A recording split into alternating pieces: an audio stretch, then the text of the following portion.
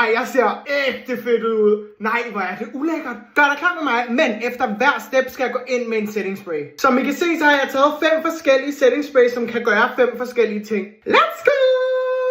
Vi er enige om, at det er efter jeg har lagt produktet, ikke? Okay, første step, det er jo selvfølgelig primer. Okay, den er på nu, så nu går vi ind med setting spray. Jeg har valgt at tage NYX The Face Glue Setting Spray.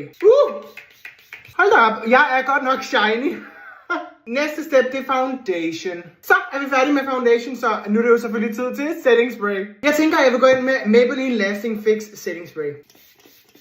Jeg tror ikke, min hud kommer til at have det godt efter alle de her setting sprays. Wow. Så er det blevet tid til concealer. Altså, det ligner, jeg har glashud. Prøv at se. Det ligner vitterligt, min hud er lavet af glas. Jeg kan godt mærke, at min hud begynder at føles lidt, som om jeg har sådan meget lag på. Concealeren er på, så nu går vi ind med en ny setting spray. Det her, det er The Body Shop All Day Long Setting Spray. Hvis I har fulgt mig i noget tid, så